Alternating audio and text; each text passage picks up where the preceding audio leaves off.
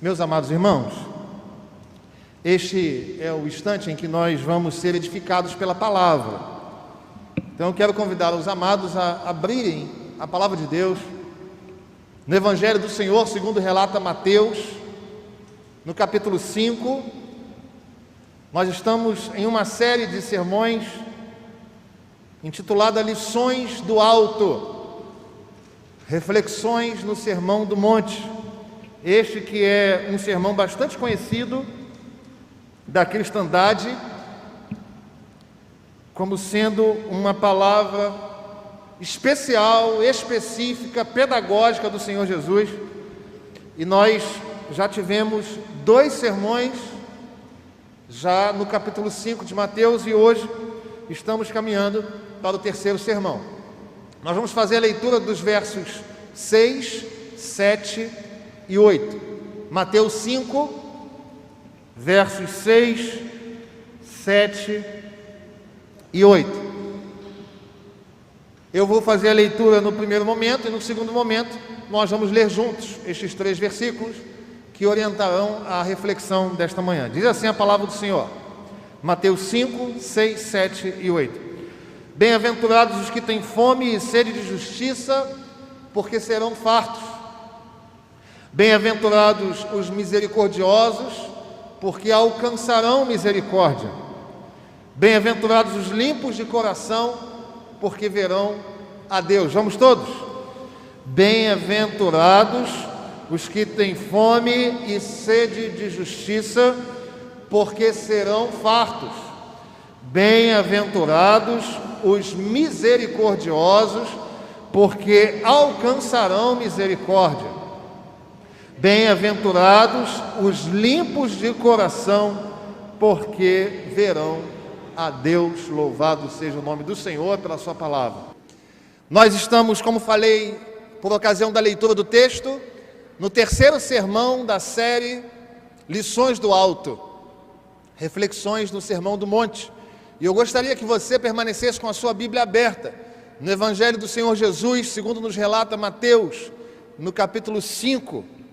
Nós vamos olhar para este texto a fim de aprendermos com ele aquilo que o Senhor quer nos ensinar. E eu quero orientar a minha igreja, seja você que está aqui presencialmente, seja você que nos acompanha remotamente, que você de fato esteja com o seu coração aberto a ouvir a orientação do próprio Deus nesta manhã. Não que seja eu o próprio Deus, mas entendo que o próprio Senhor fala por meio da exposição da palavra de Deus. Então o próprio Senhor vai falar ao seu coração por meio do seu espírito. E eu quero crer que em nome de Jesus, esta palavra encontre em cada um dos nossos irmãos aqui uma terra fértil, a fim de que esta semente do Evangelho, uma vez plantada nesta manhã no seu coração, germine, cresça e floresça a 30, a 60 e a 100 por 1 para a glória do Senhor. Que seja assim na minha vida e na sua, em nome de Jesus. Você que está em casa também. Há algum tempo, os aplicativos de celular têm feito parte da nossa vida, concorda comigo? É interessante como para tudo nós temos agora um aplicativo. Se você quer chegar a um lugar que você não conhece o caminho, você tem um aplicativo para isso. Se você quer se comunicar com pessoas que você não via desde a sua adolescência, amigos antigos, você tem um aplicativo, você tem um sisteminha para isso. E em razão do avanço da tecnologia, a impressão que tenho é que essas pessoas que pensam aplicativos perderam a noção de limites, porque todo dia tem um aplicativo novo para uma tarefa, das mais importantes até as mais superficiais e fúteis. Há algum tempo havia um aplicativo chamado Like Parent, não sei se vocês conheceram. Like Parent era o seguinte: você colocava a foto do pai, colocava a foto da mãe e colocava a foto do filho, e aí dava um enter, dava um comando, e este aplicativo dizia o quanto, em percentual, esta criança tinha do pai e da mãe. Entende assim? Newton botou a sua foto, Cecília, e botou o João ou o Pedro Henrique, e aí dava um enter, e aí o aplicativo dizia O Newton tem 45% e sua esposa tem 55%. É algo assim. É óbvio que se todos os problemas de genética fossem resolvidos desta forma, os geneticistas estavam sem emprego, concorda comigo? É óbvio que para nós dizermos o que um filho tem do pai ou da mãe, não é um aplicativo capaz de dizer isto. Só para que os irmãos tenham uma noção, o médico geneticista Salmo Raskin diz que cada ser humano possui mais de 20 mil genes. E aí, estes mais de 20 mil genes são a junção de diversos genes do pai, da mãe, e misturados nasce aquela coisa linda que a gente chama de filhos. E é interessante como não apenas os aplicativos, mas os nossos próprios olhos também gostam de fazer esse tipo de julgamento, é ou não é? A primeira coisa que você faz quando você vai olhar um bebê é tentar achar naquele bebê a semelhança, é ou não é? Ou só acontece com o pastor isso? Você olha lá e fala assim, o bebê acabou de nascer, nem desinchou ainda, mas a pessoa fala, o branquinho dos olhos é igual ao do pai. É assim. Nós temos essa tendência. É interessante como essa tendência se aplica basicamente ao rosto. Poucos são aqueles que olham mãos, pés, porque também tem semelhanças assim. Mas a gente fica assustado quando vê essas crianças crescendo, porque aí a gente percebe que mais do que a aparência, às vezes o jeito de dormir, a forma como a criança dorme. Existem pais, eu estou olhando para um aqui, que já foram fotografados dormindo com o filhinho do lado. A pose é igual. Veja, a mãe que tirou a foto não pegou o braço do pai, colocou do jeito, pegou o bracinho do filho e colocou do mesmo jeito, não. É natural, está dentro dele. Eu não sei se geneticamente ou de forma apreendida, eu sei que esse tipo de coisa acontece.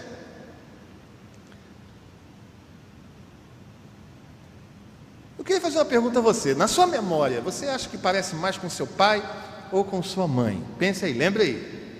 Eu, por exemplo, sou a cara de minha mãe. A cara de minha mãe. Só que ela era linda. Esse sorriso me ofendeu, tá, irmão? Que Deus te abençoe nessa manhã, tá, querido? Meus amados, eu sou a cara de minha mãe. E Manu é a minha cara. Não sei se ela vai gostar disso com o tempo, mas isso é verdade. Ela parece muito com o papai. Já o Guilherme parece com a mamãe. Glória a Deus por isso. E você? Você parece com seu pai ou parece com a sua mãe? Na sua memória aí. Além dessas características físicas, nós temos características espirituais que nos associam ao nosso pai. A palavra do Senhor nos diz no livro do Gênesis, capítulo 1, versos 26 e 27, que todos nós fomos criados à imagem e conforme a semelhança do nosso Deus. Portanto, nós temos que ter características do nosso Pai Celestial. E o texto do Sermão do Monte é um texto que trata exatamente das características dos discípulos ao seu Pai. O Evangelho de Mateus trata o Senhor Jesus Cristo como o Rei. E eu costumo dizer que o Sermão do Monte é a plataforma de onde o Rei expressa os valores do seu reinado, do seu reino. Nesse discurso, nós já temos falado isso desde o primeiro sermão. Esse discurso não é dirigido à multidão. Ele não descreve a multidão. Esse discurso descreve o discípulo. Esse discurso descreve aquele que é pertencente ao reino de Deus. Nós temos falado, eu vou recapitular pedagogicamente para você. No primeiro sermão, versos 1 e 2 do capítulo 5 de Mateus, nós falamos do coração do discípulo. E falamos que o discípulo é aquele que se aproxima de Jesus. É aquele que tem a expectativa de ser semelhante ao Mestre e que tem o coração ensinável. Foi isso que nós aprendemos há 15 dias.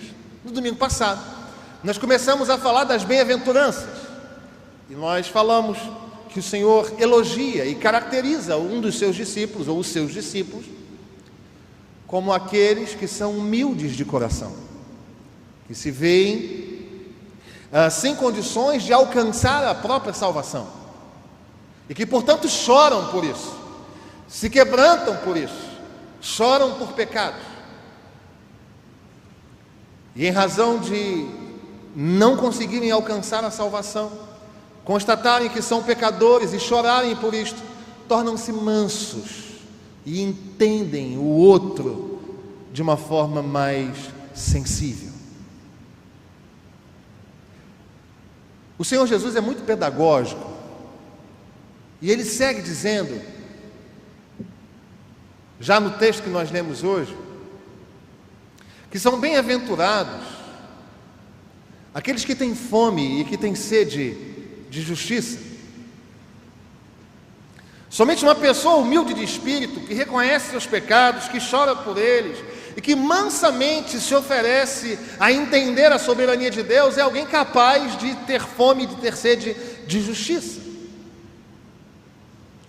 E é interessante como nós pensamos inevitavelmente no seguinte: então eu preciso amanhã, segunda-feira, pensar em como eu devo ter sede e ter fome de justiça, como se esta fosse uma característica apreendida, alcançada, galgada por você, quando na verdade temos aprendido que estas características são nossas e nos são dadas em Cristo Jesus. Portanto, você é alguém que tem fome e sede de justiça. Pode ser que, por sermos pecadores, esta noção não esteja tão clara diante de nós, mas a palavra do Senhor vem ao seu coração nesta manhã para desnudar o seu coração e fazer você lembrar que eu e você somos sim pessoas que têm fome e sede de justiça. Não por aquilo que podemos fazer, mas por aquilo que nós somos em Jesus. Você não faz algo para ser discípulo, você é discípulo de Jesus e por isso faz algo. Entendeu? E o texto segue, dizendo que o discípulo de Jesus também é alguém misericordioso. E a impressão que tenho, não sei você, eu acredito que aqueles que têm a minha faixa etária, aqueles que nasceram na década de 70, eles conseguem enxergar as mudanças radicais do mundo de uma forma muito intensa. A impressão que tenho é que os irmãos que são mais velhos do que eu viveram um mundo muito melhor e que na minha geração da infância, na minha infância, o mundo não tinha se tornado tão calamitoso como hoje. Aqueles que têm mais idade do que eu. Mas a impressão que tenho é que aqueles que compõem a minha faixa etária conseguem olhar para trás e afirmar: o mundo de fato era muito melhor. E conseguem olhar para o futuro e dizer: meu Deus, o mundo é extremamente pior. A impressão que dá é que a misericórdia acabou, que as pessoas não se amam mais.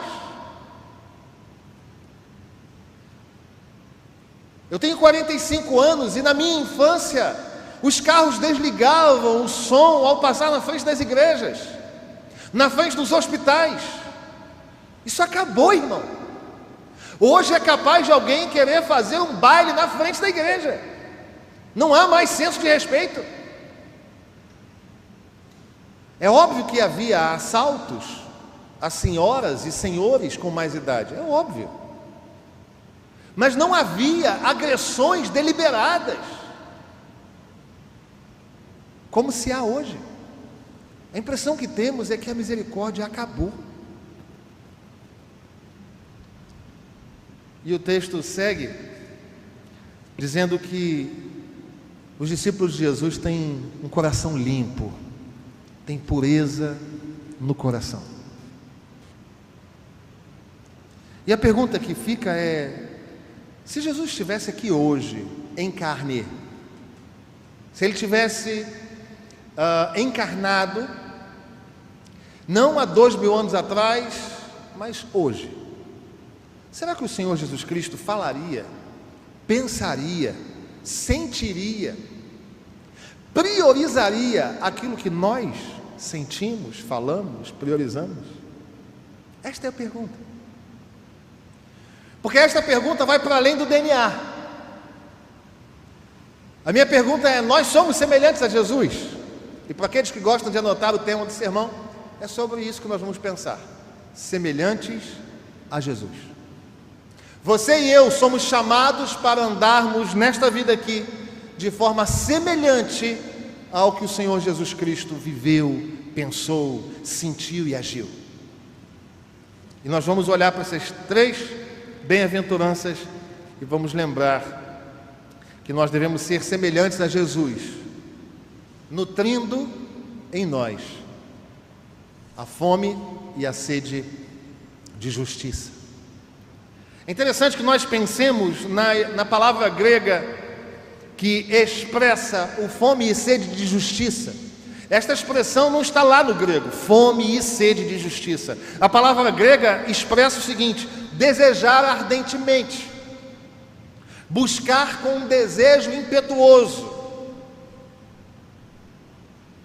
E é interessante também quando nós falamos de justiça em língua portuguesa, nós também não entendemos a dimensão da palavra grega que está aqui no verso número 6. Nós pensamos no sistema jurídico. Em língua portuguesa, quando nós lemos que o discípulo tem fome e sede de justiça, nós tendemos a entender em língua portuguesa o seguinte: o discípulo de Jesus é alguém que deve orar pelo sistema judiciário, pelo sistema de leis, por aqueles que julgam. Embora isso seja verdade, e é uma aplicação do verso 6, não é apenas isto. A palavra grega para justiça lá é o estado daquele que é como deve ser. É uma condição aceitável para Deus. É um estado aprovado por Deus. É integridade, é virtude, pensamento e sentimento e ação corretos. Então, quando o Senhor Jesus Cristo fala que nós devemos ter fome e sede de justiça, Ele vai para além de nos orientar a orar pelos juristas. Ele está dizendo que o discípulo é aquele que tem um desejo impetuoso por viver de uma forma que agrade a Deus em todas as coisas. O servo do Senhor Jesus Cristo tem desejo espiritual, tem fome espiritual. Conforme Mateus capítulo 6, verso 33, o discípulo de Jesus é aquele que busca em primeiro lugar o seu reino e a sua justiça. É assim que nós somos. E eu quero pensar com você a respeito de 3 particularidades da compreensão da justiça neste texto. Uma vez que nós devemos ter fome e sede de justiça, de que justiça nós estamos falando? Em primeiro lugar, nós falamos da justiça imputada. O que é isso? É a justiça diante de Deus. Aquele que reconhece que é pecador, que chora pelos seus pecados, que estaria condenado por si mesmo, que estaria condenado se não fosse a misericórdia do Pai, esse tem fome e sede de justiça. Aquele que compreende que Jesus morreu em seu lugar, que pagou o preço do seu pecado, que se ofereceu na cruz do Calvário, que derramou o seu sangue precioso, nos comprando na cruz, este tem fome e tem sede de justiça. Em outras palavras, ele deseja ser justificado a cada dia pelo próprio Senhor. Então quem tem fome e sede de justiça é aquele que se vê pecador e se enxerga justificado em Jesus. Mas não apenas a justiça imputada. Os discípulos têm fome e sede de justiça, mas agora aquilo que a teologia chama de justiça implantada. Significa dizer que aqueles que são de Jesus, que são discípulos de Jesus, têm desejo por uma nova vida, têm desejo por uma vida de santidade, têm desejo por uma vida que afirma que se alguém está em Cristo é nova criatura. 2 Coríntios capítulo 5, verso 17. Desejar ser desejoso da justiça é compreender que a nossa vida só existe se nós caminharmos em santidade, querido. O crente no Senhor Jesus Cristo não é aquele que convive com pecados, que ama o pecado, que abraça o pecado, que estabelece o pecado como estilo de vida. Não, o crente, o discípulo de Jesus, é aquele que tem fome e sede de justiça, e ter fome e sede de justiça implantada é compreender que nós vivemos por santidade. Nós vivemos por buscar ser santos diante de Deus. Hebreus capítulo 12, verso 14, diz que sem santidade ninguém verá a Deus. O crente em Jesus tem um coração diferente, tem uma mente diferente, tem um coração diferente, tem uma vida diferente, porque ele busca ser santo. Então, em primeiro lugar, a fome e a sede de justiça é a fome e a sede de justiça imputada. Precisamos reconhecer que não temos condições de alcançar a salvação e que ela é alcançada pelo sacrifício de Jesus Cristo. E aí nós desejamos esta aproximação com o Senhor nesse sentido. Mas não apenas a imputada, mas também a justiça implantada, que é o desejo por uma vida nova. O crente é aquele que se ama, quer amar mais. Se obedece, quer obedecer mais. Se ora, quer orar mais. Se lê a Bíblia, quer ler mais. O crente é assim, busca sempre mais. Mas também tem fome e sede de justiça, mas agora a justiça promovida. Esta sim é aquela justiça social, a justiça moral. Discípulos de Jesus não batem palmas para criminosos que roubam, que matam. Discípulos de Jesus não fazem conluio com o pecado, social e moralmente falando. Discípulos de Jesus são aqueles que votam em representantes, mas não morrem abraçados com eles por causa dos seus votos. Antes, o Evangelho nos coloca acima e nos dá condições de avaliar. Se erraram, que sejam punidos. Sejam aqueles mais para lá, sejam aqueles mais para cá, sejam os que venceram, sejam os que perderam. Nós não somos fiéis a eles, nós somos fiéis ao Senhor e ao seu Evangelho. E é interessante como a igreja brasileira tem se levantado como fruto de uma sociedade corrompida pelo pecado e destruída em suas próprias concepções, como um povo que também tem caminhado assim, separado.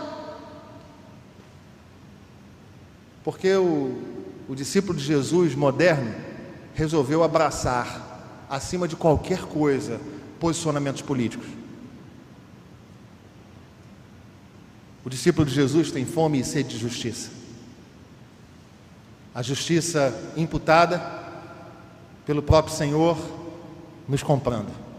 A justiça implantada no sentido de nós buscarmos santidade. E a justiça promovida, que é aquela social, sim. Nós somos aqueles que pleiteiam a causa da viúva e do órfão. Nós somos aqueles que pleiteiam a causa daqueles que carecem e que necessitam. Mas não apenas isto, uma outra característica do discípulo de Jesus que eu tenho e que você tem, é que nós somos misericordiosos. Que lindo, louvado seja Deus. A palavra grega para misericórdia significa bondade e boa vontade ao miserável. É associada não apenas a um desejo, não apenas ao sentimento de pena, ou a um desejo de que em algum momento a gente possa fazer alguma coisa. Não, vai para além disto, é boa vontade em ajudar, é desejo de ajudar. É lançar o próprio coração na miséria do outro, é estar pronto o tempo todo para abraçar, para cuidar, para sentir a dor do outro. É alteridade e empatia no nível extremo. Assim é o discípulo de Jesus. Vai além de sentir pena. É sentir compaixão, é ter paixão, é ter aquele sentimento com alguém e fazer alguma coisa por ele. Agora é interessante que a misericórdia não é uma atitude natural do homem. O ser humano, ele não é essencialmente misericordioso. Este é um atributo comunicável de Deus. O Senhor derramou nos nossos corações a capacidade de sermos misericordiosos e de nos doermos com a dor do outro. Agora é interessante como existem pessoas querendo ser misericordiosas sem nascer de novo. Não vão ser nunca. Antes serão duras, severas, legalistas. Porque antes precisam nascer de novo. Aí uma vez renascido, uma vez nascido em Jesus, uma vez tirado o coração de pedra e colocado no lugar um coração de carne, aí a gente passa a amar o outro. E nós precisamos demonstrar misericórdia pelas almas e pelos nomes das pessoas. Nós demonstramos misericórdia pelas almas, chorando pelas almas. Lembra de Jesus quando olha para Jerusalém? Quantas vezes eu e você temos olhado para os noticiários da televisão e olhado pela janela da nossa casa ou pela janela da internet e temos chorado, irmãos, pelo pecado do outro, não apenas por aquele que sofre, mas até pelo agressor. Porque nós temos uma tendência de chorar apenas por um lado. Mas a respeito de políticos corruptos, por exemplo, tem crente que fala, tem que morrer. Crente falando, eu confio em você, Covid. Eu confio em você, câncer. Eu não estou falando de um político, não. Eu estou falando que o servo de Jesus é misericordioso, até com aqueles que nos roubam, até com aqueles que nos matam, até com aqueles que matam as nossas crianças. Nós devemos clamar a Deus por essas vidas, queridos, porque só fazem isto porque não conhecem o Senhor Jesus Cristo que nos alcançou. Agostinho dizia que se nós choramos pelo corpo morto, de onde a alma partiu, quanto mais deveríamos chorar pela alma que se apartou de Deus.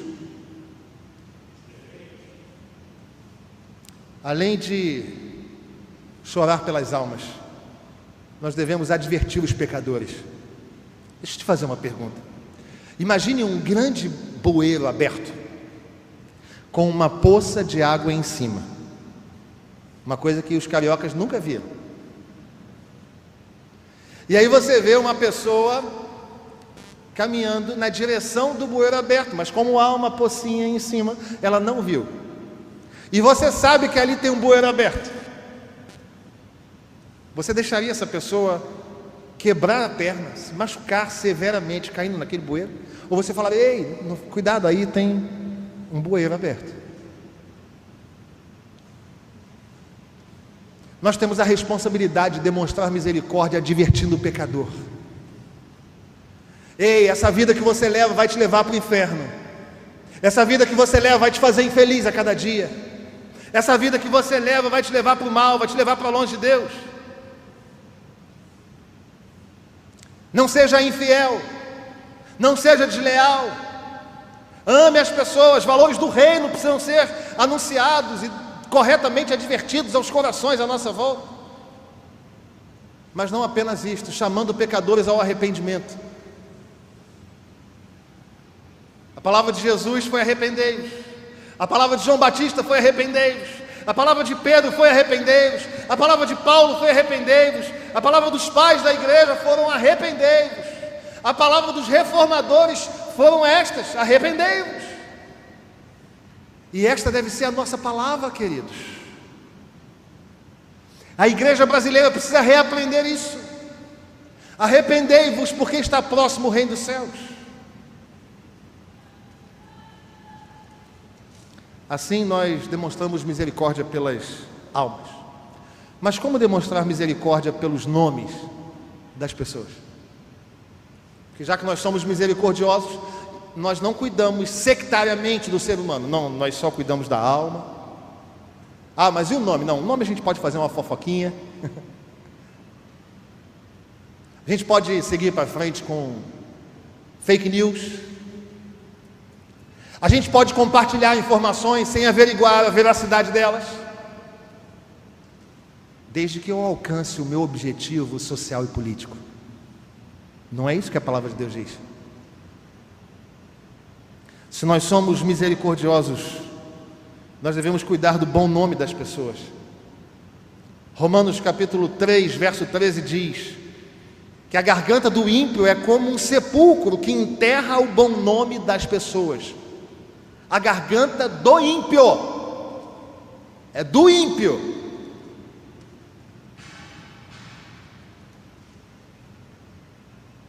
Nós não somos aqueles que expõem pecados, sabe? Nem com a desculpa esfarrapada e antibíblica de pedir oração. Assim, apenas uma suposição. Eu tenho aqui ao meu lado o irmão João, e eu digo para a igreja: oremos pelo irmão João, coitado, porque ele tem sido tão mentiroso, adúltero, é roubador, é assassino, mata, trata mal as pessoas. Vamos orar.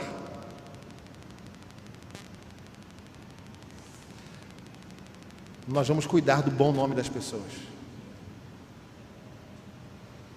Nós não somos aqueles que passam à frente notícias caluniadoras, perversas e mentirosas. Nós, os discípulos de Jesus, não. Levítico capítulo 19, verso 16 diz assim: não andarás como mexeriqueiro, como fofoqueiro, como aquele que fala sem saber. Entre o teu povo não atentarás contra a vida do teu próximo. Cuidado, boquinha, o que fala. E nós também cuidamos do outro, somos misericordiosos com o outro, quando nós não nos silenciamos diante da injustiça. Você já deve ter vivido algum momento assim, no seu ambiente de trabalho, em que algo é declaradamente injusto. O servo do Senhor é aquele que traz uma palavra nesse momento. Quando os discípulos foram acusados no Pentecostes, foram acusados de uma forma muito leviana, foram acusados de estarem bêbados.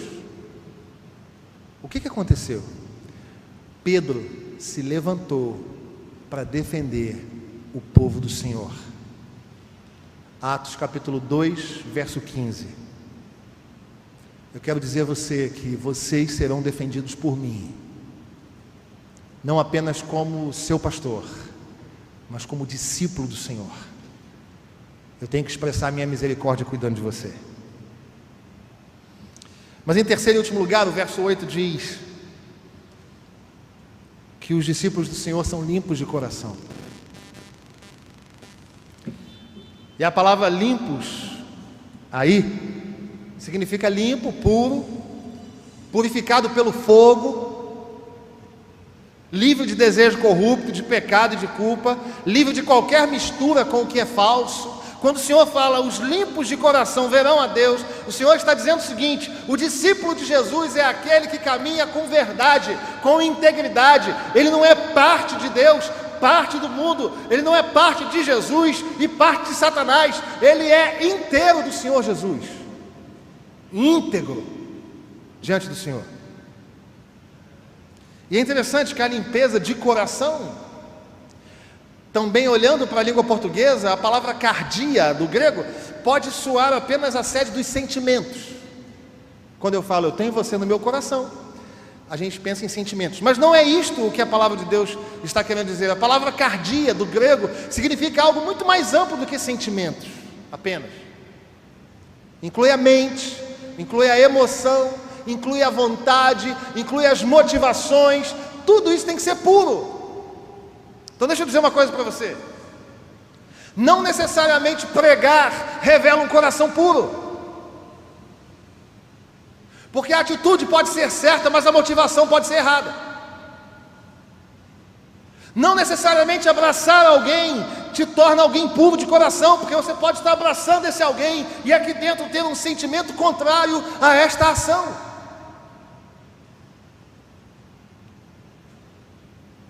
Você pode sentir por alguém um sentimento que seja até legítimo,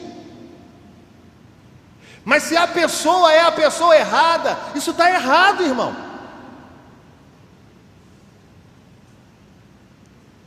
Alguém pode dizer: o que interessa é o amor. Você já ouviu isso hoje em dia? Toda forma de amar vale a pena. O amor é bonito, é um belo sentimento, sim, mas dirigido à pessoa errada é pecaminoso, querido. Então a palavra cardia do grego não é apenas sentimentos. O Senhor está falando que nós devemos ser puros de coração no que sentimos, no que falamos, na forma como agimos. Deve haver coerência. Nós devemos ser inteiros e não pela metade. E nós devemos ter cuidado com a hipocrisia que pode bater à nossa porta, porque ser limpo de coração é estar diante de Deus inteiramente, integralmente somos dele. Eu posso estar aqui pregando, falando de verdades eternas e bíblicas, se o meu coração não tiver sentimentos coerentes com isso, eu estou em pecado. Eu e pastor Isaías vamos daqui a pouco ministrar a ceia do Senhor, um ato lindo litúrgico, algo lindo da cristandade, de uma mensagem muito bela. Mas se o nosso coração não estiver em consonância com Deus e um com o outro, a gente está pecando, querido. E a gente deve ter atenção, porque o homem vê o exterior, mas o Senhor vê o coração.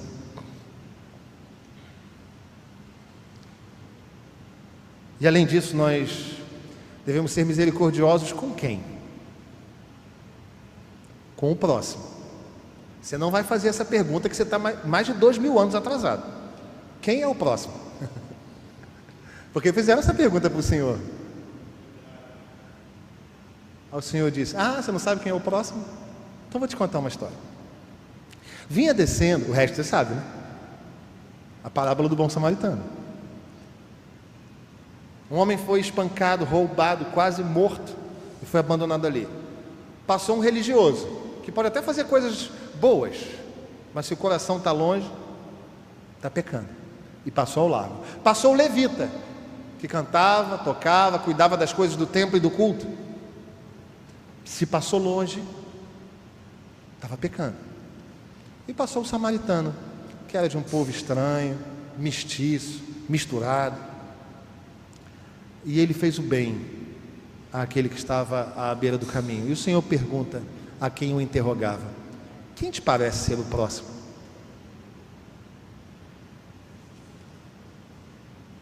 Eu sei que é difícil, queridos, quando você ouve uma palavra dura e injusta a seu respeito. Eu sei que é difícil você engolir e falar: Deus tem misericórdia.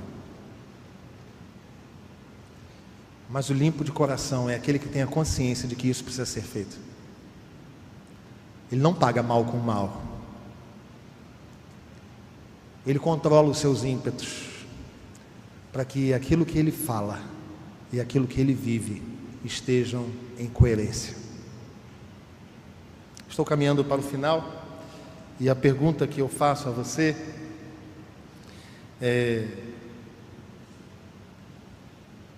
com quem você se parece?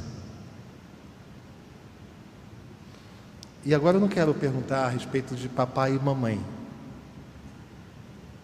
Eu quero perguntar se você parece com o Senhor Jesus, porque Ele é a nossa referência.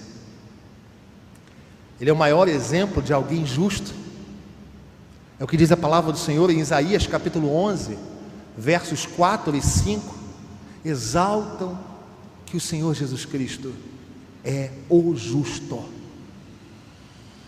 Isaías 11, 4 e 5. Ele é o exemplo de alguém misericordioso. Efésios capítulo 2, verso 4, fala que o Senhor é misericordioso. Ele é o nosso exemplo.